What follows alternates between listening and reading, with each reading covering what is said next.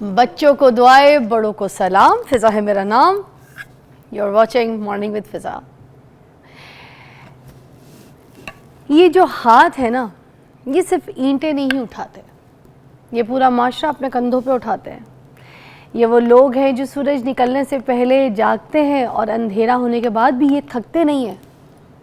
کسی کے ہاتھ میں جھاڑو ہے، کسی کے ہاتھ میں یہ اوزار ہے، مگر سب کے جو دل ہے نا، ان میں ایک ہی خواب ہے، وہ ہے عزت کی روٹی. یہ وہ چہرے ہیں جن کے چہروں پر تو پسینہ ہے مگر آنکھوں میں خودداری کی چمک بھی ہے. یہ اپنی ضرورتیں مار کر دوسروں کی سہولتیں جو ہے نا وہ میسر کرتے ہیں. ہماری صاف سڑکیں، روشن سڑکیں، آباد شہر، سب ان کی محنت کی کہانی تو سناتے ہیں، مگر افسوس یہی لوگ اکثر نظر انداز ہو جاتے ہیں. نہ ان کے درد کی کوئی آواز سنی جاتی ہے، نہ ان کی محنت کا کوئی صلہ ملتا ہے. آج مزدوروں کا عالمی دن ہے، مگر سوال یہ ہے کہ کیا صرف ہم یہ ایک دن کے لیے جاگتے ہیں یا واقعی ان کی قدر کو سمجھتے ہیں؟ یہ وہ طبقہ ہے جو ہار مانگنا نہیں جانتا. یہ نہیں ہار مانتا چاہے حالات جتنے ہی سخت کیوں نہ ہو. ان کی خاموشی میں ان کی ایک چیخ ہے جو ہم تک پہنچتی ہی نہیں ہے. آج وہ وقت ہے کہ ہم صرف تالیاں نہ بجائیں بلکہ ان کے حق میں آواز اٹھائیں، کیونکہ یہ صرف مزدور نہیں ہے، یہ اس ملک کی، پاکستان کی اصل طاقت ہے. اور یاد رکھیں، جب تک محنت کرنے والا مضبوط نہیں ہوگا تو معاشرہ کہاں سے مضبوط ہو سکتا ہے؟ ان کا مضبوط ہونا ضروری ہے. آج بات کریں گے ان مزدوروں سے اور ان کے حق کے لیے آواز اٹھائیں گے. مارننگ وتھ فضا میں ساتھ دیجیے گا میرا. اوکے جی، السلام علیکم. سب سے پہلے تو آپ لوگ اپنے اپنے بارے میں بتائیے گا. میں سب سے پہلے ماں جی آپ سے شروع کرنا چاہوں گی. آپ کو تو میں نے آج اپنی سیٹ پہ بٹھایا، یہ تو سمجھے آپ یہ کوئین کی سیٹ ہے. یہ جو سیٹ ہے نا، یہ سیٹ بڑی وائرل ہے. ادھر بڑے بڑے میں نے شوز کیے ہیں، بیٹھ کے بڑی بڑی باتیں کی ہیں، بڑے بڑے سوال کیے ہیں. جی. تو آج اگر میں آپ کو موقع دوں کہ آپ نے ان کے دکھ درد ان کی آواز بن کے ان کے لیے سوال کرنے میرے شو پہ، تو کیا سوال کریں گی ادھر بھائیوں سے؟ بیٹا میں یہی سوال کروں گی کہ مزدوراں دی مزدوری مزدوراں نوں ملنی چاہیے، اور جتنی مہنگائی ہے اس محنت تے کچھ بھی نہیں بن رہا. آپ کا کیا نام ہے؟ ارشاد. ہے ارشاد پورا؟ ارشاد بی بی. ارشاد بی بی. اچھا ارشاد بی بی، آپ کیا کرتی ہیں؟ سڑکاں تے جھاڑو مارنا. اچھا، محنت کرنی. سڑکوں کو صاف کرتی ہیں آپ سارے، ہے نا؟ جی. کتنے سے کتنے بجے تک سارا دن لگتا ہے آپ کو، یا پھر کوئی آپ جی کی ٹائم؟ 6 بجے تو 2 بجے تک. 6 بجے سے 2 بجے تک. تو ابھی جو یہ موسم اتنا گرمیوں والا آ گیا ہے اور یہ اتنی دھوپ ہے، تو اس والے ٹائم پہ بھی ابھی یہی سارا کچھ کریں گی؟ جی 2 بجے تک کام ہی کرنا. 2 بجے تو شدید گرمی ہوتی ہے، 12 بجے ہیٹ اتنی اسٹروک کر جاتی ہے. جی بیٹا، پھر جو بھی ہے محنت تو کرنی. کتنے کو پیسے مل جاتے ہیں آپ کو؟ 20,000 سیلری. 20,000. اور اس 20,000 میں آپ کا گھر چل جاتا ہے؟ نہیں، گھر تو نہیں چلتا، پر بڑی مشکل ہے، پھر گزارا کریدا ہے. اور ساتھ میرے پاس اور بھی بڑے سارے مہمان ہیں، بھائی ہیں. مجھے بتائیے گا بھیا. السلام علیکم. نام کیا ہے بھائی آپ کا؟ رشاد. ہے رشاد. ذیشان. رشاد. ان کا بھی ارشاد؟ جی. ایک عورت ارشاد اور ایک بھائی ارشاد. تو ارشاد فرمائیے، مجھے بتائیے کتنی محنت کرتے ہیں میرے بھائی سارا دن؟ سارا دن کرتے ہیں، 8 گھنٹے کرتے. کیا کام کرتے ہیں آپ؟ میں کئی کا نالوں کا کام کرتے ہیں ہم. ویسے کھودنے والی کئی؟ جی. جو سڑکیں وغیرہ کھود رہے ہوتے ہیں نا، کا وغیرہ کو صاف کرتے ہیں ہم. اچھا. تو آپ کتنے گھنٹے کا کام کرتے ہیں؟ 8 گھنٹے. اچھا. اور کہاں کھڑے ہوتے ہیں جب آپ کو لے کے جاتے ہیں لوگ ڈیڈی کے لیے؟ کہیں بھی نہیں لے کے جائے. ہیں سڑک پہ؟ سڑک سے آپ کو ایسے اٹھا کے لے کے جاتے ہیں، پھر آپ کو وہاں پہ سارا دن کبھی یہ بھی ہوتا ہے کہ کوئی نہیں بھی لے کے جاتا، اور آپ منتظر ہوتے ہیں کہ کوئی مجھے لے جائے؟ کوئی گاڑی والا آتا ہے، کوئی اس طرح بات کرنے آتا ہے تو آپ اس کے پیچھے بھاگتے بھی ہیں کہ بھائی مجھے لے لو، میں اتنے میں کر دوں گا، کم میں. یہ بھی بڑا مسئلہ ہوتا ہے، آئی نو. خیر، اور گزارا ہو جاتا ہے آپ کا؟ زیادہ غریب آدمی ہے تو گزارا کتنا کو پیسے ہوتے ہیں اتنا گزارا کرنا ہے غریب نے. شادی ہو گئی آپ کی؟ جی. گھر ور بنا لیا آپ نے؟ جی. अपने? जी। वाह वाह वाह। बच्चे कितने आपके? 2 बेटी हैं। बेटियां माशाल्लाह पढ़ रही हैं? नहीं, अभी छोटी हैं। अच्छा, अभी छोटी हैं। तो पढ़ाएंगे लिखाएंगे उनको बेटियों को? जी। क्या बनाना चाहेंगे? फिलहाल 2 बच्चों की मर्जी होगी। हैं। वो तो बच्चियों ने पढ़ना है ना, बच्चियों की जो मर्जी होगी वही पढ़ के होंगे बनेंगे। बड़ी ज़बरदस्त बात है। देखें कि अपनी बच्चियों की मर्ज़ी के हिसाब से जो उनकी मर्ज़ी होगी वही पढ़ाना है, कह रहे हैं। अच्छी बात है भाई, अच्छी लगी आपकी बात। जी। आप बताइए भाई, आप क्या करते हैं, क्या नाम है आपका? बाजी मजदूरी करी दी है। हाँ, आप किस टाइप की मजदूरी करते हैं? आई रोड ते ही कई का काम ही हाँ करते हैं आप भी। आपका क्या नाम है? ਫਿਆਜ਼ प्याज। कितने साल से कर रहे हैं काम? ਬਾਅਦ ਜਦੋਂ ਦੇ ਹੋ ਸੰਭਾਲੀ ਕੰਮ ਤੇ ਹੀ ਲੱਗੇ ਆ। हाँ, तो ये जो काम काज है, ये जो चीज़ें, ये आपको किसने सिखाई है? ये वाली मजदूरी, कई वाली मजदूरी, ये भी तो सीखना तो होता होगा। स्किल्स तो ये भी हैं, ये भी एक स्किल है ना, ਬਾਜੀ महारत है। ਨਾਲ महारत ਕੰਮ ਕਰਦੇ ਕਿਸੇ ਨਾਲ ਫਿਰ ਬੰਦਾ ਵੇਖ ਵੂ ਕੇ ਸਿੱਖ ਹੀ ਜਾਂਦਾ। हाँ हाँ हाँ। तो फिर कितने साल लगे आपको सीखने में, ये सब कुछ करने में? ਬਸ ਜ਼ਿੰਦਗੀ ਲੰਘ ਗਈ ਸਾਡੀ ਇਸ ਕੰਮਾਂ 'ਚ, ਬਸ ਬੜਾ ਔਖਾ ਤੁਸੀਂ ਗੁਜ਼ਾਰਿਆ। जवान हो, जिंदगी केड़ी लंघ गई। शादी हो गई है? ਹਾਂ हैं बच्चे? ਹਾਂਜੀ ਬੱਚੇ ਹੈਗੇ, ਇੱਕ ਬੇਟੀ ਹੈ एक बेटी है, क्या नाम है? ਰੋਜ਼ ਬੀਬੀ। वाह, फिरोज बीबी। हम्म। नाल बीबी भी लगाया है, अच्छा है। क्या करती है, अभी पढ़ रही है? ਹਾਂਜੀ 8ਵੀਂ 'ਚ ਹੈਗੀ ਹੈ। 8वीं थे। वाह वाह। आप बताएं भाई, क्या करते हैं? मैं मजदूरी करता हूँ, तबस्सुम मुश्ताक मेरा नाम है तबस्सुम जी। मुश्ताक। इंडस्ट्री के अंदर माली वगैरह का काम करता हूँ।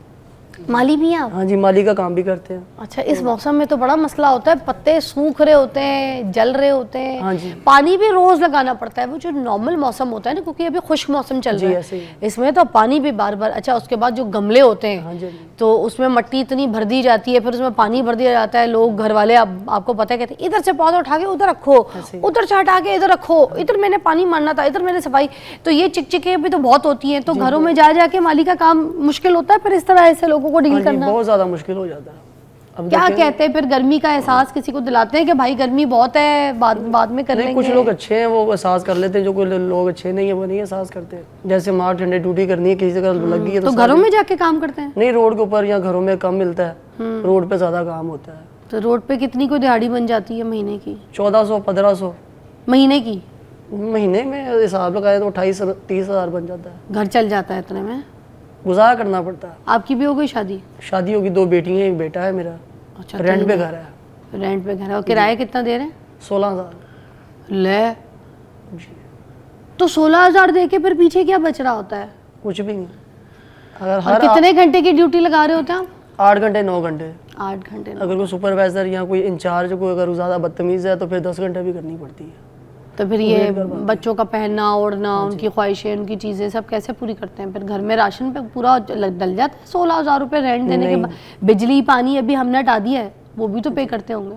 नहीं, कुछ दोस्त अगर साथ वाले अच्छे हों, उनसे कुछ पैसे ले लेते हैं, इस मंथ में कवर नहीं होगा, इस मंथ में कुछ पैसे दे दिए, कुछ अगले मंथ में दे दिए, इस तरीके से गुजारा होता है। और कहीं एक ही मंथ में सारे पैसे क्लियर हो जाए, वो नहीं होते। मुश्किल है भाई। टाइम भी आप पूरी, एक होता है ना पूरी शिफ्ट का लगाते हैं, उसके बावजूद पैसे, वो किराए, जिसका किराए का घर है उसको तो मुश्किल हो रही है। अच्छा भाईजान, आप अपना बताइएगा। ਬਾਜੀ ਮੇਰਾ ਨਾਮ ਰਾਸ਼ਦ ਹੈ अरशद। ਤੇ ਮੈਂ ਗ੍ਰੀਨ ਟਾਊਨ ਦਾ ਰਹਿਸ਼ੀ ਹਾਂ अच्छा। ਤੇ ਬੜੀ ਆਵਾਜ਼ ਆ ਰਹੀ ਹੈ ਬਾਜੀ। ਮੇਰੇ ਜੀਆਂ ਨੂੰ ਗੁਰਦਿਆਂ ਦਾ ਮਸਲਾ ਹੁੰਦੀ ਵਜ੍ਹਾ ਤੋਂ ਟੈਨਸ਼ਨ ਬੜੀ ਘਰ 'ਚ ਪਈ ਹੈ। ਲੈਣ ਦੇਣ ਵਾਲੇ ਆਉਂਦੇ ਨੇ ਜਾਂਦੇ ਨੇ ਤੇ ਬੀਜ਼ਤ ਕਰਦੇ ਨੇ। गुर्दों का क्या मसला हुआ आपको? ਗੁਰਦੇ ਉਹਨਾਂ ਦੇ ਉਤੋਂ ਛਿਛੜਾ ਜਾਂ ਲੱਥ ਗਿਆ ਮਾਸ ਹੁੰਦੀ ਵਜ੍ਹਾ ਤੋਂ। आपका? ਮੇਰੇ ਜੀ बीवी का किसका? बीवी का? जी। अच्छा, ऊंचा बोलना है थोड़ा। बीवी ਤੇ का। ਬਾਜੀ ਇੱਥੇ ਹਸਪਤਾਲ 'ਚ ਦਾਖਲ ਕਰਾਈ ਰੱਖਿਆ हाँ। ਤੇ ਉਹਨਾਂ ਨੇ ਟੀਕੇ ਲਾ ਕੇ ਡ੍ਰਿਪਾਂ ਡਰੂਪਾਂ ਸਾਰਾ ਖੂਨ ਦੀ ਬੋਤਲ ਮੇਰੇ ਭਤੀਜੇ ਨੇ ਦਿੱਤੀ ਸੀ। ਉਹਨੂੰ ਸਿਆਲਕੋਟੋਂ ਸੱਦਿਆ ਸੀ। ਘਰ ਬਾਜੀ ਕੋਈ ਹਾਲ ਨਹੀਂ ਜ਼ਿੰਦਗੀ ਦਾ। ਆਵਾਜ਼ ਆ ਰਹੀ ਹੈ ਤੇ 3-4 ਦਿਨ ਤੋਂ ਬੇਇੱਜ਼ਤੀ ਹੋਣ ਡਿਆ। ਕੋਈ ਨਹੀਂ ਸੁਣਦਾ ਕਿਸੇ ਗਰੀਬ ਦੀ, ਮਗਰ ਲਾਹਨਤਾਂ ਪਾਉਂਦੇ ਨੇ ਤੇ ਝੇਡਾਂ ਕਰਦੇ ਨੇ। ਅਸੀਂ ਆਪ ਜ਼ਿੰਦਗੀ ਹੋਈ अरे, बाजी बड़ा दर्द है इस जिंदगी से। मेरी थी ਅਸੀਂ बहुत तंग हुए हैं। अच्छा अच्छा। बड़ी बाजी आवाज़ आ रही। हाय अल्लाह। हम आपको एक ब्रेक के बाद मिलते हैं, क्योंकि मेरे पास तो बोलने के लिए कोई अल्फाज ही नहीं है।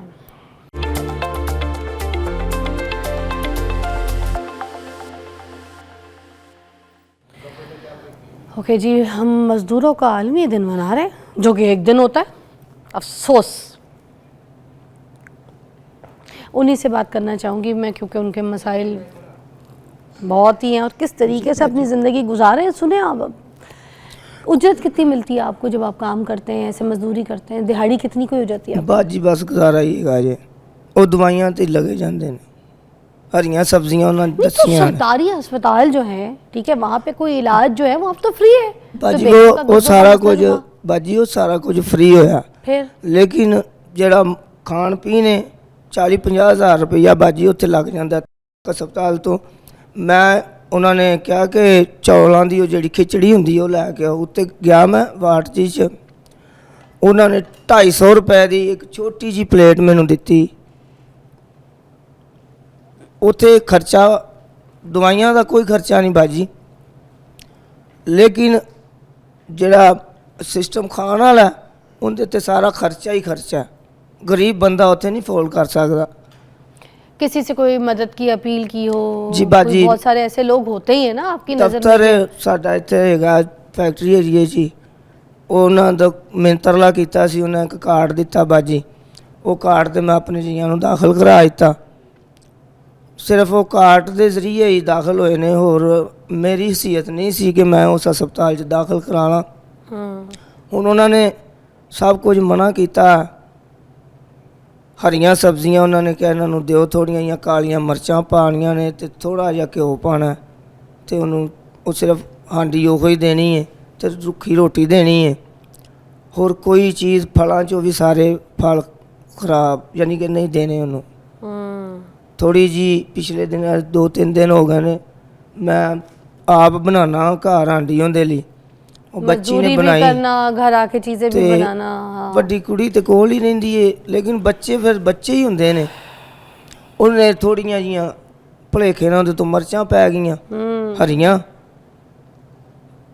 ਉਹ ਪੈ ਗਈਆਂ ਤੇ ਥੋੜੀ ਜਿਹੀ ਉਹਨੇ ਰੋਟੀ ਖਾਧੀ। ਉਸ ਤੋਂ ਬਾਅਦ ਉਹਨੂੰ ਦਰਦ ਸ਼ੁਰੂ ਹੋ ਗਈ। ਉਹ दोबारा फिर सानू लिजाना पिया।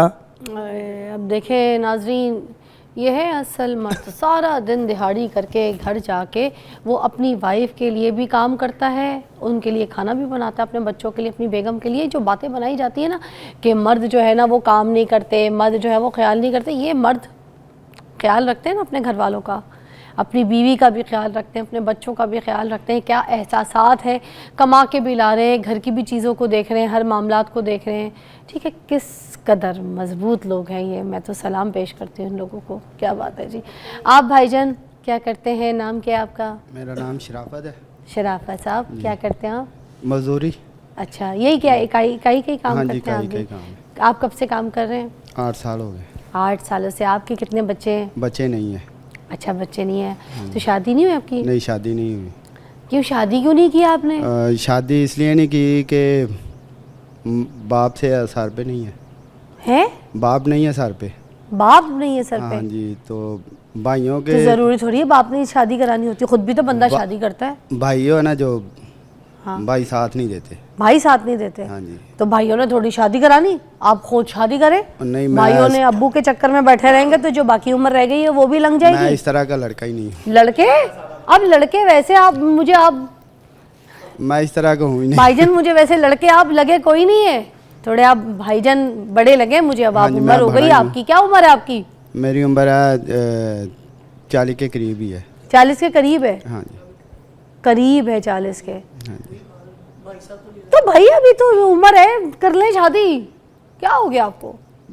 पता नहीं, बस आप बूढ़े छोड़ो थोड़ी इस हो बात गए। को। क्या हो गया? अरे किसी को पसंद करे कर लें। नहीं, मैं पसंद करता ही नहीं किसी को। भाईजान अब आपको मैंने कहा है, आपने किसी को पसंद करके फौरन रिश्ता देना है। अब्बू पे बैठे हैं, अब्बू नहीं है इसलिए शादी नहीं की, भाई हैं वो साथ नहीं दे रहे, उन्होंने शादी नहीं कराई, बस खुद शादी करें आप। आपको क्या पड़ी किसी की? ऐसे थोड़ी जिंदगी गुजारनी है नहीं, हमने। मैं ऐसा हूँ ही। ऐसे जिंदगी लंघ जाएगी। क्या हो गया? कोई बात नहीं है। ऐसे क्या नहीं है? आधी जिंदगी लंघ गई है, थोड़ी रह गई है, बस कोई बात वो भी लंघ जाएगी, मगर किसी के साथ लंघ जाए ना, क्या हो गया आपको? नहीं, छोड़ो इस बात को। अरे खुश रहे ना, क्या हो गया? शादी करें, एंजॉय करें, बच्चों के साथ खेले कूदें, अच्छा वक्त देखें, बेगम के साथ बातें करें, है खाने पीने पे जाएं, कोई अच्छी सी चाट खाएं, कोई गोला गंडा खाएं, कोई समोसे के रेडी के आगे खड़े होके उसको अपने हाथ से समोसा खिलाएं। क्या हो गया वो आपको? वैसे भी खा लेनी है ऐसी। अरे खुद खा लेते हैं उसको। अरे हर चीज आपको अपने लिए पड़ी है, हर चीज अपने लिए जी रहे। पहला मजदूर देखा है जो अपने लिए जी रहा है, अपने लिए कमा रहा है। अपनी कोई आगे फैमिली करने का नहीं, कुछ कि मैं नहीं अपनी है। वालदा कुछ के तो लिए अपनी भी जी रहा फैमिली हूं। के लिए भी करें, कुछ अपनी फैमिली बनाए ना। मैं अपनी वालदा के लिए भी जी रहा हूँ। तो वालदा ने आपके लिए कोई नहीं जीने का आपको कोई बहाना दिया? वालदा इतने जोगी है ही नहीं है। ले अब वालदा हब वालदा पे डाल दिया आपने। नहीं, वो भाई आप ऐसा शादी करें, अपनी वालदा की खिदमत के लिए भी कोई लेके आए ना, उसको भी सवाब मिलेगा। वो बीमार रहती है। तो इसीलिए कह रही हूँ, आप बाहर काम करते हैं, ठीक है, आप वालदा का सहारा भी हैं, तो आप कोई ऐसी लेकर आए जो आपकी वालदा की भी खिदमत करे, उसको भी सवाब मिलेगा और आपको ज़िंदगी मिलेगी। चले ठीक है। शुक्र अल्हम्दुलिल्लाह, आज मैंने किसी को शादी के लिए मनवाया। या अल्लाह, पहला मजदूर है जिसको काम की दिहाड़ी के लिए नहीं मनवा रही, मैं उसको शादी के लिए मनवा रही हूँ। भाई क्या सीन था, आप बताएं भाई। माइक लीजिएगा, लगा हुआ है? जी, क्या नाम है आपका? इमानुएल। है इमानुएल। ओके, आप क्या करते हैं? यही? जी। अच्छा, और कितने टाइम? कहाँ? 2 माह से कर रहा हूँ यहाँ पर। 2 माह से? नया? इससे पहले क्या करते थे? इससे पहले कुछ भी नहीं करते थे? तो एंजॉय करते थे लाइफ को। क्या उम्र है आपकी? मेरी 26 है 26। तो काम अब चल गया है, कमा ले रहे हैं? जी। कितना मजा आ रहा होता है? गुजारा ही होता है बस। गुजारा ही होता है। कितना कोई हो जाता है? यही 1000-1500 रुपये दिहाड़ी। हाँ, मैं कहा चलो मेहनत वाला काम है और इज्जत वाला काम। जी। वाह, आपकी शादी अब है? हो गई है शादी। हो गई है? जी। कब हुई है? 3 साल हो गए हैं शादी। 3 साल। वाह, तो बच्चे? 2 बच्चे। 2 बच्चे, माशाल्लाह।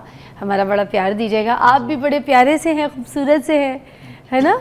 अरबी लग रहे हैं, तो आपके बच्चे भी बहुत प्यारे होंगे। और आज का जो हमारा शो का मकसद था नाज़रीन, वो इन सब लोगों की मेहनत जो है ना, उसको उजागर करना था, कि आपकी नज़रों में लेकर आया जाए कि ये लोग कितनी मेहनत करते हैं। ठीक है, अगर आप लोगों को ये सड़कें जहाँ पे आप चलते हैं वो साफ़ मिलती हैं ना, और आपको अपने सारे जो नर्सरी के काम है, जो हमारे पूरे घास वगैरह रोड्स पे जो आप लोग देख रहे होते हैं, पौधे देख रहे होते हैं, फूल देख रहे होते हैं, उनकी जो सारी सफाई कटाई वो सारी ये लोग बैठ के कर रहे होते हैं। ठीक है, आपके घर बना रहे होते हैं, और ये बताना था कि आपको देखें कि इन मज़दूर की वजह से ये जो डेवलपमेंट है ये कितनी अच्छी हो रही है, कितना अच्छा काम हो रहा है। तो ये हमारे लिए काबिल इज़्ज़त लोग हैं, इनकी इज़्ज़त करें, इनको इनके वेजेस टाइम पे दें। जो खाना आप खुद खाएं वो इनको भी खिलाएं, अच्छे खलूस से बात करें, थोड़ा सा आराम का टाइम दें, जब ये अपनी मेहनत करें, जब अपना काम करें। और जाने से पहले इनसे एक बार पूछें, तुम ठीक हो ना? स्लैंग नहीं, सही से पूछें कि तुम ठीक हो ना। एक ब्रेक के बाद मिलते हैं।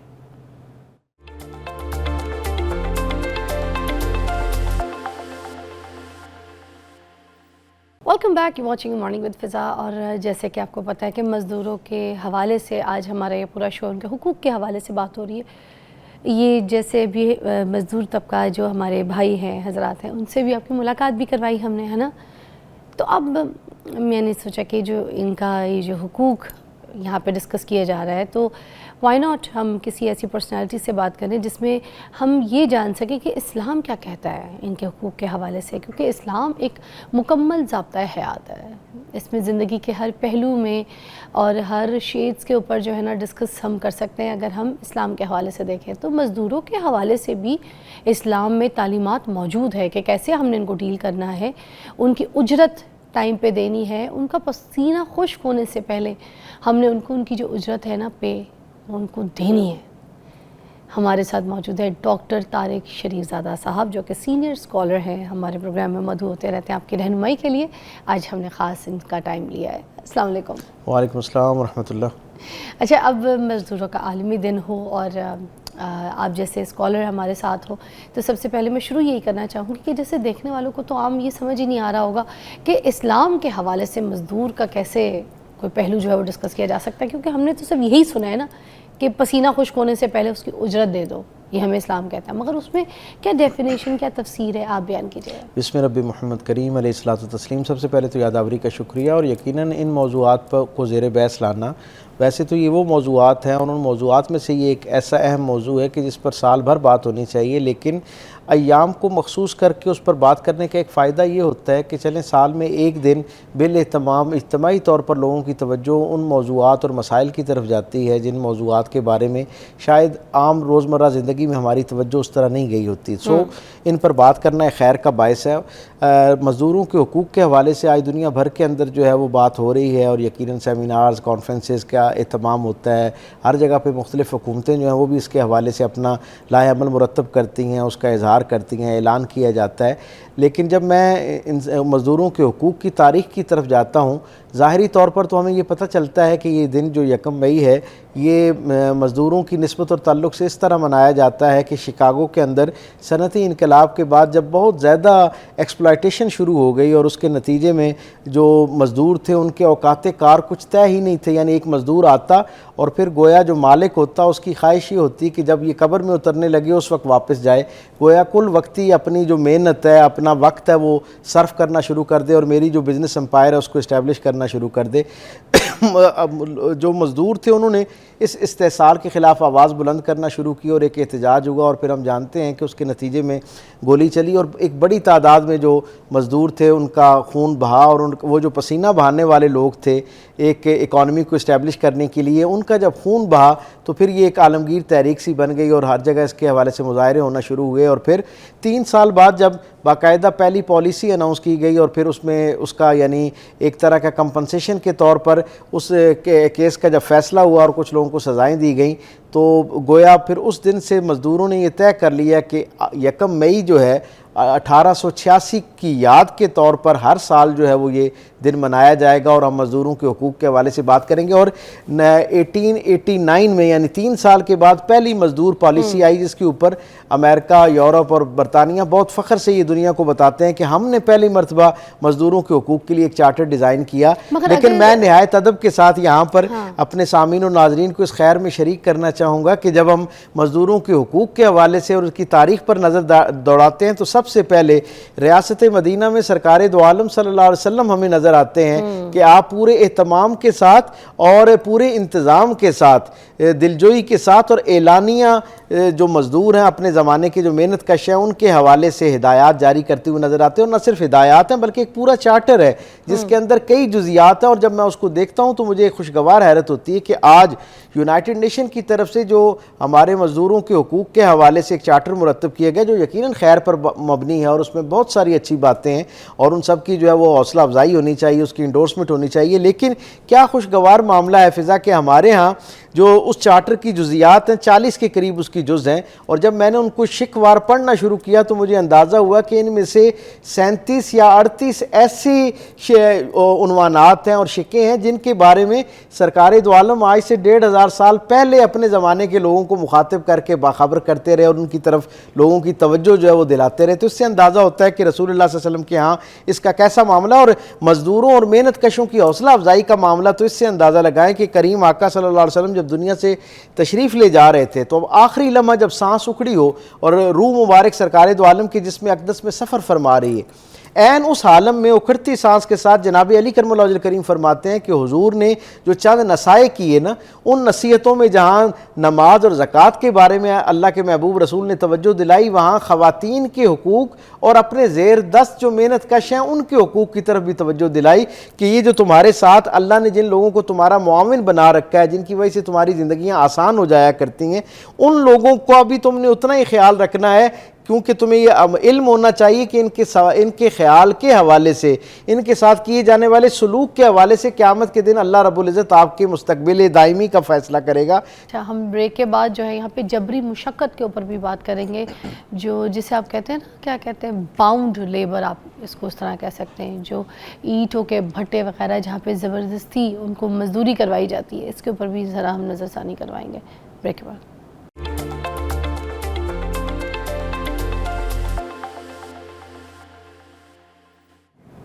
Welcome back, watching morning with फ़िज़ा। अब हम बात करेंगे ज़रा इस्लामी हवाले से, क्योंकि हम बात ही कर रहे हैं ऑलरेडी। इस्लाम जो है जबरी मुशक्क़त के हवाले से क्या कहता है, क्योंकि इसके बारे में जो है ना नज़रसानी होना बहुत ज़रूरी है। जी सर। ये बड़ा अहम नुक्ता है और इसकी तरफ जो है वो कम लोगों की तवज्जो जाती है और इस पे शायद कम बात होती है, हालांकि इस पे ज़्यादा मैं समझता हूँ तफसील से बात होनी चाहिए, आगाही होनी चाहिए। सरकार दो आलम सल्लल्लाहु अलैहि वसल्लम ने जो मज़दूरों के मेहनत कशों के हुकूक बयान किए हैं उनमें से एक बहुत असासी नौइयत कहा कि ये है कि कोई किसी शख्स को किसी ऐसे काम के लिए मजबूर ना करे जिसके लिए वो ख़ुद आमादा ना हो। यानी ये मज़दूर का पहला हक़ है कि उससे पूछकर उसकी मर्ज़ी के मुताबिक उसे काम दिया जाए। यानी उसके सामने आप अपना कज़िया रखें, अपना मामला रखें, अपनी ज़रूरत रखें कि मुझे इस तरह की मुशक्क़त जो है, इस तरह की मेहनत आपसे दरकार है, इस तरह की मुआवनत दरकार है, और फिर उसकी फ्री विल पर इस्लाम इसको छोड़ता है। यानी खालिसतन सरकार दो आलम ने हुक्मिया अंदाज में ये बात कही कि कोई शख्स भी किसी को ज़बरदस्ती ऐसे काम पर मामूर नहीं कर सकता जिसके लिए वो ख़ुद अपने आप को आबादा ना पाता हो। यानी पहले तो ये हम तक बात पहुँच गई इस हवाले से। फिर सरकार दो आलम सल्लल्लाहु अलैहि वसल्लम फरमाते हैं कि जब किसी के सामने अपना कज़िया बयान करो, यानी जो आपको उससे काम लेना है उसकी पूरी तफसील उसके सामने रखी जाए। हुजूर फरमाते हैं कि उस तफसील में कोई एक चीज़ भी जो है उससे छुपाई ना जाए। ऐसा ना हो कि आप सिर्फ उसको अपने साथ आमादा करने के लिए साथ जोड़ लें और बाद में, जैसे उमूमी तौर पर हमारे यहाँ होता है और ये कमो भी सारी दुनिया में एक जो है मैं समझता हूँ आदत बद जो है वो कायम है कि हम थोड़ा सा काम बयान करते हैं और फिर जब कोई काम पर आमादा हो जाता है, हमारे पास आ जाता है, तो फिर हम काम के साथ बहुत सारे और जुज़वी काम छोटे ये भी कर लो, वो भी कर लो, ये भी डील कर लो, छोटे छोटे काम जो है ना उसके अंदर शामिल कर देते हैं। हुजूर ने इससे मना फरमाया और हुजूर ने फरमाया कि जितना काम दरकार है उसकी पूरी तफसील बयान की जाए। फिर हुजूर ने ये फरमाया कि मैं जितना ही कोई करीब क्यों ना हो आपके, यानी अहवाल के हवाले से, कराबतदारी के हवाले से, मामलात के हवाले से, जब आपने उससे उजरत पर काम लेना है तो उसके साथ उजरत तय करनी है। अच्छा, पहले काम कराने से पहले हुजूर ने फरमाया कि अल्लाह इस मुरव्वत को नापसंद फरमाता है। यानी ये कोई मुरव्वत नहीं है कि दो लोग एक दूसरे से, जैसे उमूमी तौर पर हमारे यहाँ होता है। और आप ये देखें कि आजिर और अजीर के मामले में, मेहनत कश और काम लेने वाले के मामले में जितने कज़िये उठते हैं, जितने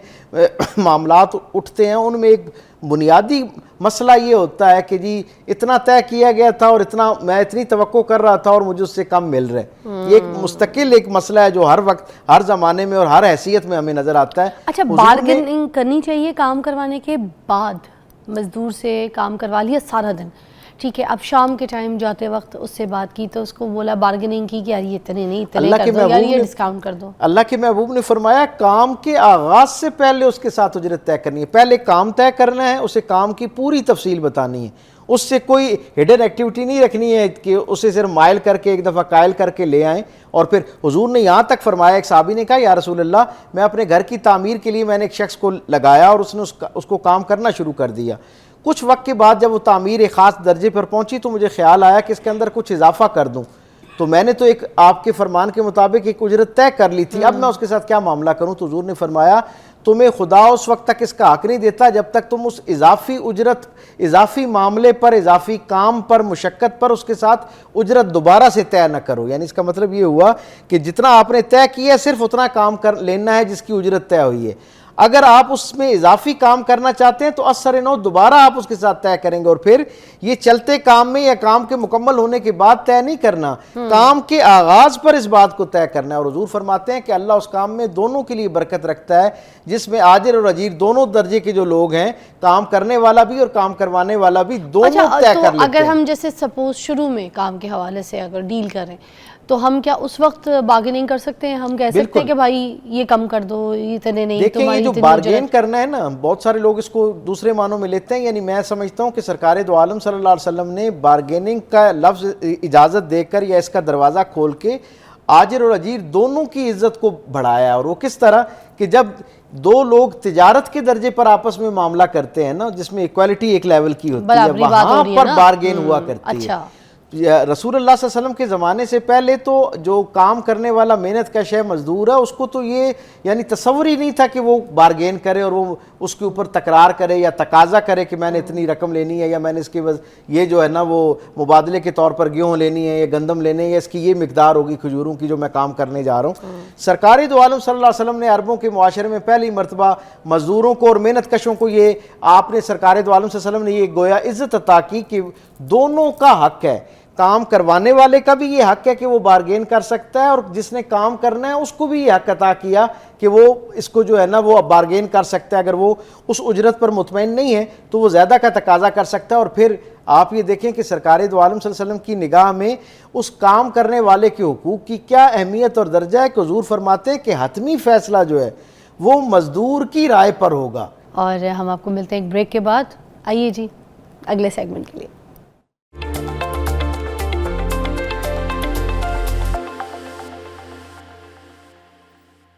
ہم جیسے مزدوروں کے حوالے سے بات کر رہے ہیں اور ان کا عالمی دن منائے جا رہے ہیں, بچوں کو کیسے ہم پیچھے چھوڑ سکتے ہیں؟ کیا بچوں سے مشقت لینا ٹھیک ہے؟ آپ دیکھیں جیسے گلی محلوں میں جائیں آپ, کہیں چھوٹے چھوٹے بچے جو ہیں نا وہ کام کر رہے ہوتے ہیں, کوئی چھوٹی چھوٹی ورک شاپس جو ہیں, دکانیں آپ نے دیکھا ہے وہاں پہ. پھر ہر ریسٹورنٹ پہ ایک چھوٹا ہوتا ہے, چھوٹے ایک ماش کی دال لے کے آنا, چھوٹے 2 کپ چائے. یہ چھوٹا جو ہے یہ بھی مزدور ہے. یہ جو چھوٹا روڈ پہ ایسے جوتے پالش کر رہا ہے وہ بھی مزدور ہے. وہ چھوٹا جو اخبار بیچ رہا ہے وہ بھی مزدور ہے. وہ چھوٹا جو بچے ایسے چھوٹی چھوٹی کتابیں لے کے نا کلر پینٹنگز کی روڈز پہ کھڑے ہوتے ہیں وہ بھی مزدور ہے. چاہے وہ شیشہ صاف کرے گاڑی کا, کچھ بھی کرے, مزدور ہے. اس حوالے سے کیا کہتا ہے اسلام؟ جی آقا کریم صلی اللہ علیہ وسلم کے ہاں اس حوالے سے بھی بڑی نمایاں ہدایت نامہ جو ہے وہ موجود ہے. اور ہم یہ دیکھتے ہیں کہ حضور نے نہ صرف اس کے حوالے سے ہمیں ہدایات جاری کی بلکہ اپنے عمل سے بھی اس کی وضاحت کر کے فرمائی. آپ دیکھیں حضرت انس بن مالک رضی اللہ تعالیٰ عنہ 9 برس کی عمر میں سرکار دو عالم کی خدمت میں آئے. 10 سال تک آقا کریم صلی اللہ علیہ وسلم کی زندگی کے اندر رہے اور آپ خود فرماتے ہیں کہ میں نے حضور کی جلوت سے بھی برکت پائی, خلوت سے بھی برکت پائی, مجلس و تنہائی دونوں میں حضور کی خدمت میں رہا. اور وہ کہتے ہیں کہ 10 برس کی طویل رفاقت کے اندر کوئی ایک لمحہ ایسا نہیں ہے جس وقت سرکار دو عالم صلی اللہ علیہ وسلم نے میرے ساتھ کرخت لہجے میں بات کی ہو. سختی کرنا تو بہت دور کی بات ہے, وہ کہتے ہیں کرخت لہجے میں بات کی. اور کبھی آقا کریم صلی اللہ علیہ وسلم نے میری استطاعت سے بڑھ کر میری ذمہ داری نہیں لگائی. یہ بڑا اہم بات ہے. حضور نے آپ فرماتے ہیں کہ جو میری استطاعت تھی جسمانی طور پر بھی, ذہنی طور پر بھی, فکری طور پر بھی, جو میرا لیول تھا اس وقت عمر کے ساتھ ساتھ, کبھی اس سے بڑھ کر ذمہ داری مجھ پر نہیں ڈالی. اور آپ فرماتے ہیں اور جب یہ آپ بیان کیا کرتے تو آپ گریہ کی حالت میں آ جاتے اور کہتے کہ میرے کریم آقا یعنی رونے کی حالت میں آ جاتے اور آپ ڈبڈبائی آواز کے ساتھ یہ بیان کرتے کہ میرے کریم آقا کی تو ایسی محبت ہم پر رہی, شفقت رہی. وہ کہتے کہ حضور جب ہمیں تربیت کے لیے کسی کام پر بھیجتے نا اور دیکھتے کہ ہم سے وہ کام نہیں ہو رہا تو حضور ہمارے ساتھ پہلے اس کام میں شریک ہوتے, پہلے ہماری حوصلہ افزائی فرماتے, پھر دیکھتے ہم سے وہ کام نہیں ہو رہا تو حضور ہمارے ساتھ اس کام میں خود شریک ہو جاتے. اور کہتے ہیں کہ پھر ایک وقت ایسا آ جاتا کہ جب سرکار دو عالم وہ پورا کام اپنے ذمہ لے لیتے اور ہم صرف بیٹھ کے دیکھ رہے ہوتے کہ حضور وہ اس کام کو کیسے سر انجام دے رہے ہیں. تو اس درجے کی وہ جو ایک میں سمجھتا ہوں شفقت, محبت اور ایک صاحبانی کا تصور جو ہے نا وہ آقا کریم صلی اللہ علیہ وسلم کی زندگی سے ہم تک پہنچتا ہے کہ آپ نے اپنے جو سبارڈینیٹس ہیں ان کو کس طرح ان کی نہ صرف یہ کہ شخصیت سازی کی, ان کے اندر ہنر کو پیدا کیا اور ان کی صلاحیتوں کی حوصلہ افزائی کرتے ہوئے حضور نظر آتے ہیں. وہیں پر ان کی جو جسمانی تقاضے ہیں اور ساخت ہے اس کے حوالے سے بھی جتنا بوجھ ان پہ ڈالا جا سکتا ہے اس سے زیادہ نہ ڈالنے کا گویا ایک اپنا عملی اظہار کرتے ہوئے نظر آتے ہیں. واہ سبحان اللہ, کیا بات ہے جی. ناظرین دیکھیں بہت ہی زبردست آپ بیان کر رہے ہوتے ہیں اور ہم سمجھ رہے ہیں ماشاءاللہ سے. مگر ابھی بھی دیکھیں آج کے دور میں اگر کوئی کسی سے کوئی کام کروا رہے ہیں آپ یا کسی سے اپنا گھر بنوا رہے ہیں تو خدا کے لیے مزدوروں کا خیال بہت رکھیں. اب یہ گرمیوں کا, شدید گرمیوں کا موسم ہے, سوچا کریں نا کہ اتنی شدید گرمی میں اگر آپ نے مزدور لگائے ہوئے ہیں آپ کے گھر بنانے کے لیے تو ان کے لیے ٹھنڈے پانی کا انتظام ہونا چاہیے, ان کے لیے کوئی شربت, مشروبات, کیونکہ ان کی شوگر لیول نیچے ہو سکتی ہے اتنی محنت پہ اتنی گرمی میں. تو ان کو چینی کا کوئی شربت, مشروبات میٹھا کچھ ان کے لیے یا کھانے کا ان کا ایسا انتظام, جیسے کہ یہاں پہ ڈاکٹر صاحب نے ابھی بتایا کہ جو کھانا آپ نے کھانا ہے وہی کھانا آپ نے اپنے مزدوروں کے لیے بھی. یہ نہیں کہ آپ ان کے لیے الگ سے دال جو ہے نا گٹی بھی بنا دیں اور خود بیٹھ کے تو مرغ مسلم کھا رہے ہوں, ٹھیک ہے. اچھا ریسٹ کے لیے بھی ان کا انتظام کرنا ہے آپ نے. جب آپ دیکھیں انہوں نے اتنی محنت کرنی ہے تو کتنی تھکاوٹ ہوتی ہوگی. تو تھوڑا سا ان کو بھی سانس لینے کا، ریسٹ لینے کا، آدھا گھنٹے کا، یا جس طریقے سے وہ ریسٹ کر سکتے ہیں اپنے حساب سے، ان کو تھوڑا بہت ریسٹ کا ٹائم ضرور دیں. یہ سب آپ سے اس کی پوچھ گچھ ہوگی. آپ لوگوں سے کام لیتے ہیں، لوگوں کو پریشر کرتے ہیں، پھر اس کی محنت کے حساب سے اس کو پے نہیں کرتے. اور تو اور جتنا آپ پے طے کر لیتے ہیں آپ اس کو پے کرتے ہی نہیں ہیں. آپ اس کو رلاتے ہیں، ہاں کل دے دوں گا، ہاں اگلے ہفتے دے دوں گا. اچھا یہ پھر بات لٹکا کے کیوں رکھتے ہیں بیچارے مزدوروں کو؟ جو کام کیا اس کے پسینہ خشک ہونے سے پہلے آپ اس کو اس کے پیسے دے دیں. اور یہ باقاعدہ حکم کیسے ہے؟ اور اس کے حقوق ہے، سن لیں. نہیں، آقا کریم صلی اللہ علیہ وسلم نے حکماً یہ بات کہہ رکھی ہے کہ اس کا پسینہ خشک ہونے سے پہلے اس کی مزدوری اس کو دینی ہے. کہہ رہی تھی نا کہ ان کو بیچ میں ریسٹ ٹائم کیسے دینا ہے. آقا کریم صلی اللہ علیہ وسلم نے جب انسانی تاریخ کا پہلا ٹیکس فری زون قائم کیا نا، کہ دوسرے علاقے کے تاجروں کے لیے ایک منڈی گویا قائم کی، سرکار نے وہاں پر دیگر سہولیات کے ساتھ ساتھ سب سے پہلے جس چیز کا اہتمام کیا، پانی کی کنویں کے بعد وہ جو ساتھ آنے والے مزدور تھے نا، ان کے لیے سائبان کا اہتمام کرنا، اور ان کے لیے مدینے کے جو مخیر حضرات تھے انہیں کہہ رکھا تھا کہ ان کے کھانے کا انتظام آپ نے کر کے رکھنا ہے. یعنی حضور نے فرمایا یہ اہل مدینہ کی طرف سے کھانا ان کے مزدوروں کے لیے تحفہ ہے. تھینک یو سو مچ، بہت بہت شکریہ. آج آپ نے بڑے اہم موضوع پہ ہم سب کی جو ہے نا نظر ثانی کروائی ہے. آپ کے ٹائم کا شکریہ، اور ہم آپ کو ملتے ہیں ایک بریک کے بعد. آئیے جی اگلے سیگمنٹ کے لیے.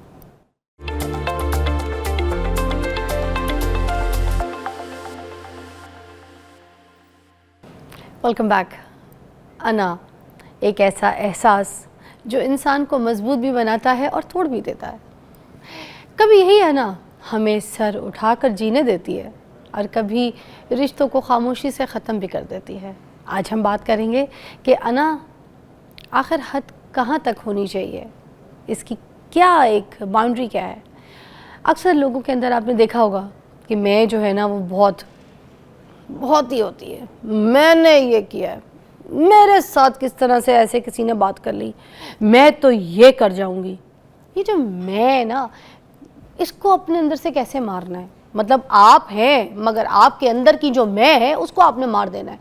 آپ نے سنا ہوگا نا کہ لوگ کہتے ہیں میں تو بکری کرتی ہے. کون کرتی ہے؟ میں بکری. تو بکری کس کے نیچے آتی ہے؟ چھری کے نیچے. تو آپ بھی چھری کے نیچے کسی نہ کسی دن آ جائیں گے اگر آپ اپنی میں کو ختم نہیں کریں گے یا میں کو ماریں گے نہیں. ہمارے پاس سلطان خان صاحب موجود ہیں، موٹیویشنل اسپیکر بھی ہیں، ٹرینر بھی ہیں، ایجوکیشنسٹ بھی ہیں، ہمارے پروگرام میں مدعو ہوتے رہتے ہیں. آج ان سے بات کرتے ہیں کہ یہ انا کیا ہوتی ہے. دیکھیے فضا، انا کے کئی پہلو ہیں. انسان کی شخصیت کا یہ حصہ ہے، جیسے آپ نے خود ہی فرمایا کہ اس کے کچھ پازیٹیو شیڈز ہیں، کچھ اس کے منفی شیڈز ہیں. مطلب ہمارا جو سیلف کانفیڈنس ہے یہ بھی ہماری آئیڈینٹی ہے، ہماری شناخت ہے، ہماری پہچان ہے، ہمارا اعتماد ہے، یا انسان کا سٹیبل ہونا ہے زندگی میں. یہ انا کے مثبت شیڈز بھی بہت سارے ہیں جس کی وجہ سے انسان خود نگر ہوتا ہے. یعنی اقبال فرماتے ہیں، ہو اگر خود نگرو خود گرو خود گیر خودی، یہ بھی ممکن ہے کہ تو موت سے بھی مر نہ سکے. یعنی اگر ایگو پازیٹیو ایگو ہے، جسے فرائیڈ کے ہاں اڈ ہے، ایک اس نیگیٹو شیڈ ہے، یا سپر ایگو ہے، وہ ایک بہت ہی اپ لیول کا شیڈ ہے. اسی طرح ایگو درمیان کا شیڈ ہے. جیسے ہمارے بزرگ ہمیں بتاتے رہے ہیں، یا اسلامک فلسفی میں ہم پڑھتے ہیں، یا قرآنک ٹرمینالوجی میں ہم جب ایگو کو دیکھتے ہیں تو وہاں نفس امارہ کا تذکرہ ملتا ہے جو ہمیں برائی کی طرف مائل کرتا ہے. جیسے آپ نے کہا کہ پھر وہ والی میں چھری کے نیچے لے آتی ہے. اور اسی طرح ہمیں وہاں پہ نفس مطمئنہ کا تذکرہ ملتا ہے جو سیٹسفیکشن کا ہائیسٹ لیول ہے، جہاں انسان بیسٹ پرفارم کرتا ہے، پیک پرفارم کرتا ہے، بیسٹ سیلف کانفیڈنس کے ساتھ زندگی گزارتا ہے. یہ ایگو کا مثبت ترین شیڈ ہے، نفس مطمئنہ. اسی طرح نفس لوامہ ہے جو ایگو کے قریب ہے، فرائیڈ کے ایگو کے نظریے کے قریب ہے. یعنی جہاں پہ انسان کو ملامت کرتا ہے، ضمیر بتاتا ہے یہ تم نے زیادتی کی ہے، ظلم کیا ہے، فلاں کو چھوٹا کر دیا ہے، فلاں کی غیبت کر دی ہے، فلاں کو تم نے نقصان پہنچایا ہے، فلاں رشتے میں تم نے احترام نہیں کیا، ادب نہیں کیا، فلاں کا شکریہ ادا نہیں کیا، سوری بنتا تھا لیکن تم نے نہیں کیا. یہ جو بتانے والی ایگو کا پارٹ ہے ہمارا، یہ ہمارے قرآنک ٹرمینالوجی میں، اسلامک ٹرمینالوجی میں یہ نفس لوامہ ہے.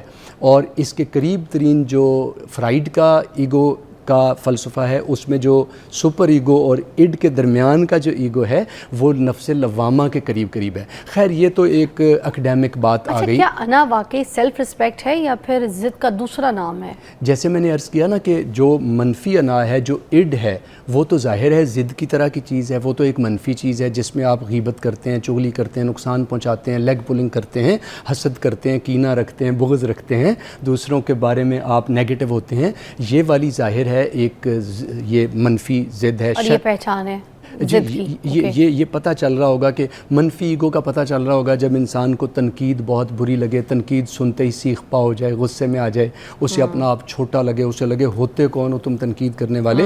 हालांकि उसमें कई कंस्ट्रक्टिव पहलू हो सकते हैं अगर हम अपनी नेगेटिव ईगो पे काबू पाएँ, हम जानना चाहें अगर तो किसी को पहचानना चाहें उसकी ईगो को, उस पर तनकीद करके देख लें।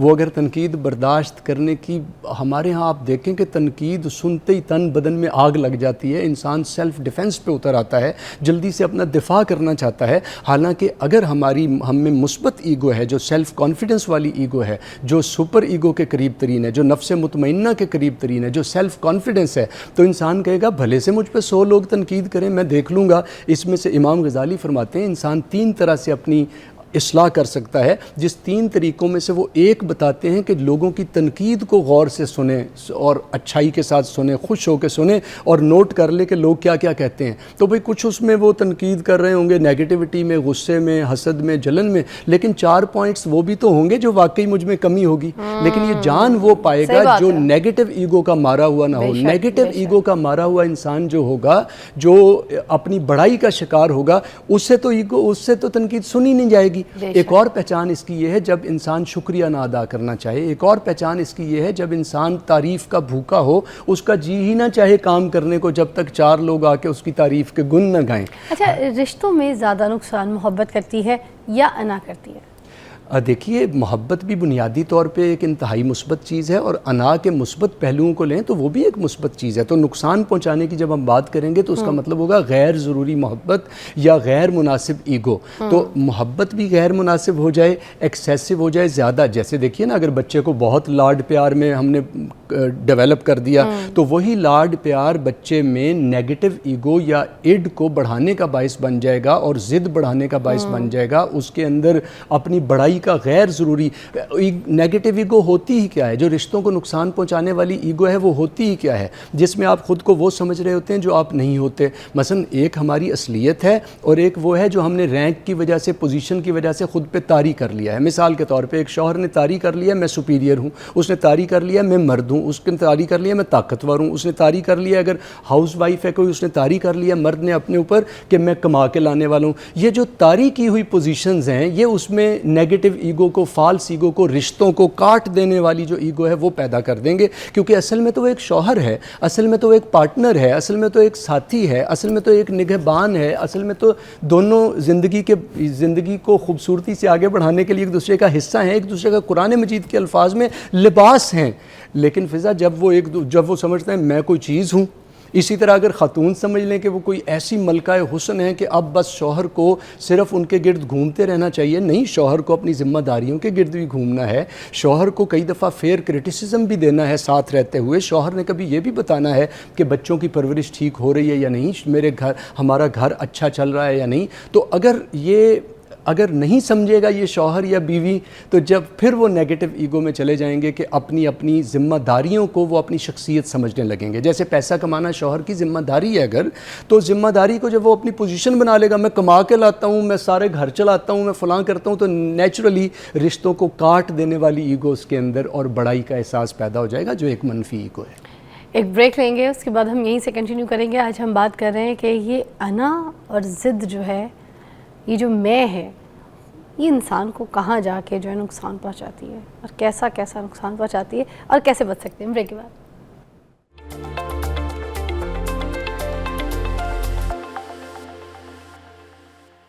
अच्छा, हम लोगों को माफ़ नहीं कर पाते। मोस्टली आपने देखा है कि झगड़ा हो गया, ख़ानदानी झगड़ा हो गया,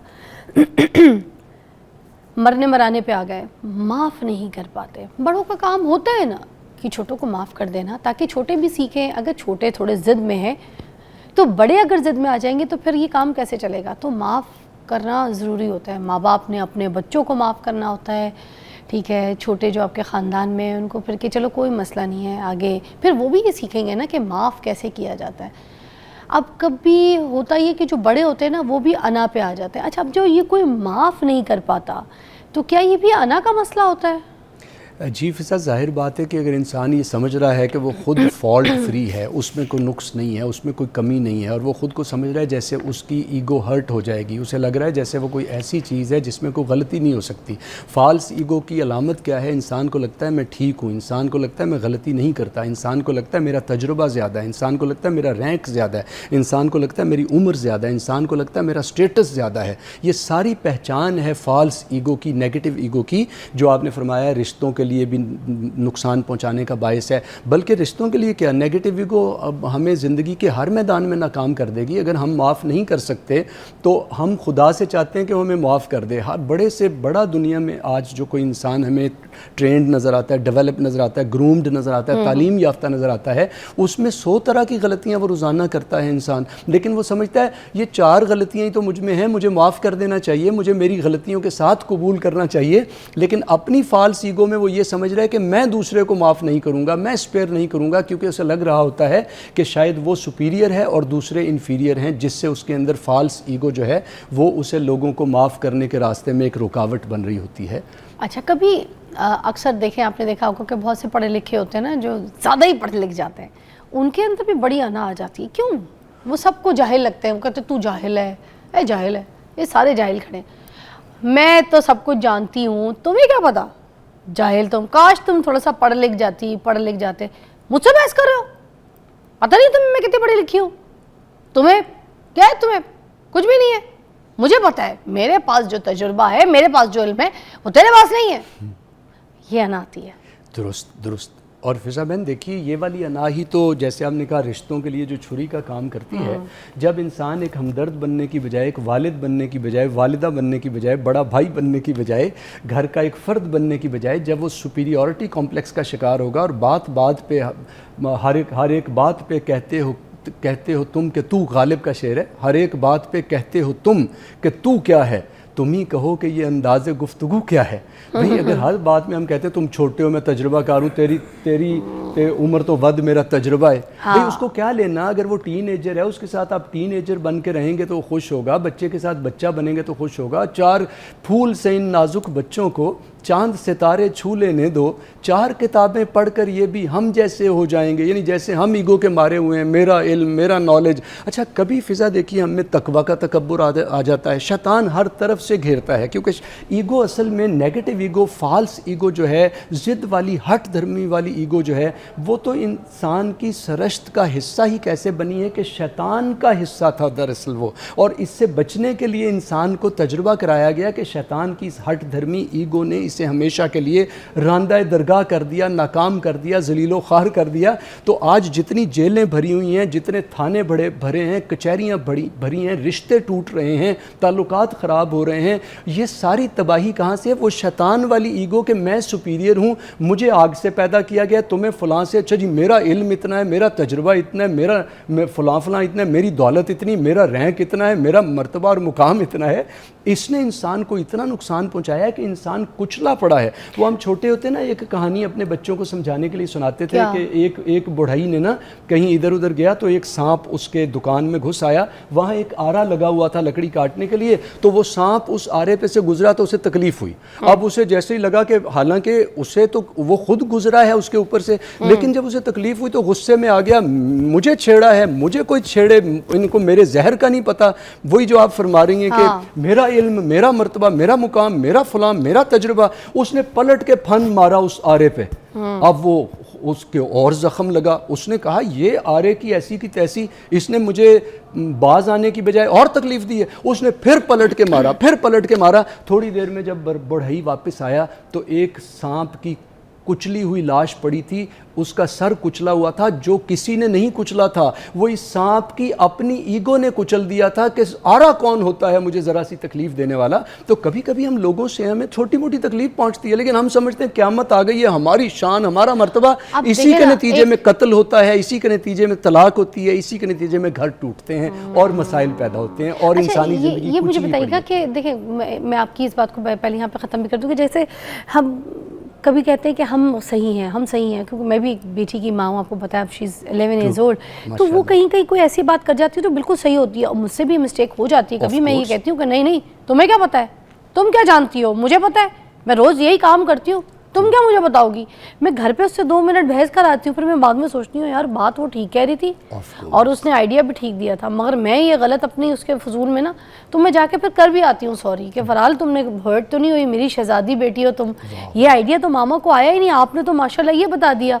तो मगर ये कि इंसान रियलाइज़ करके जाके फिर उसकी सॉरी कर दे, या उसी वक्त उसको एहसास अगर हो जाए तो बात कर दे। कभी बच्चे भी ठीक होते हैं, मगर उसको अपनी अना का मसला बना लेना कि इसने 4 लोगों के सामने मुझे आइडिया दिया और ये सही बन गई और मैं गलत। और आपको पता है लोग भी नहीं छोड़ते, लोग भी जलील कर देते हैं फ़ौरन। लोग क्या कहते हैं, बेटी इससे ज़्यादा समझदार है, देख लो, तो तुम में इतनी अकल नहीं है, तुम तो अपनी माँ से भी ज़्यादा समझदार हो बेटा। अब वो जानबूझ के ना जलील कर रहे होते दूसरे वाले को, है ना। अब वो उससे बड़ा अना जो है ना उसकी बंदे की बड़ी हर्ट हो जाती है, होती है ना समटाइम्स। मुझे वो एक शेर याद आ गया, कुछ तो होते हैं मोहब्बत में जुनू के आसार और कुछ लोग भी दीवाना बना देते हैं। यानी कुछ तो हम खुद ईगो के मारे हुए होते हैं और कुछ हमें बना देते हैं कुछ हमें ईगो इस लोग भी बना देते हैं। हाँ जी तुम्हारा बेटा हो के इसको इसकी ज़बान देखो, हाँ जी तुम्हारी बेटी हो के इसका यूँ देखो, हाँ जी फ़लाँ का तो फ़लाँ तुमसे इस एतबार से आगे निकल गया या निकलने की कोशिश करते हो। ये जो कंपैरिजन है, ये तुम समझदार नहीं हो, तुम्हारा बेटा तुमसे ज़्यादा समझदार है, तुम्हें तो अकल ही कोई नहीं थी भाई। दुरुस्त ऐसे नहीं करना, ये भी तो गलत है। बंदे को फिर वहाँ पे आप थोड़ा सा हर्ट करते हैं। अच्छा कुछ लोग उसको पॉजिटिव भी लेते हैं कि यार मेरे बच्चे की तारीफ हो रही है, मगर तारीफ उस सेंस में करें ना कि जिसमें आप दूसरे वाले को आप जलील ना करें। अब वही वो बच्चे देखते हैं तो फिर बच्चे अपने आप को कंपैरिजन करना शुरू कर देते हैं और वो फिर सोचते हैं कि हम तो अपने बाप से अच्छे हैं, ये तो कुछ नहीं उखाड़ता था, हमने बड़ा कुछ किया है। इसमें हमें हर सतह पे मैच्योरिटी की ज़रूरत है, क्योंकि ईगो ने साइड बाय साइड चलना है, हमारे सेल्फ का हिस्सा है,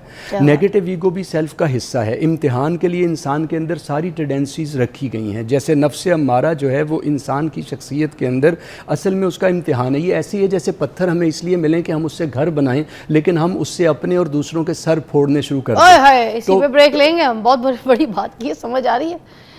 कोई पत्थर से ना मारे मेरे दीवाने को। ब्रेक लीजिए जी।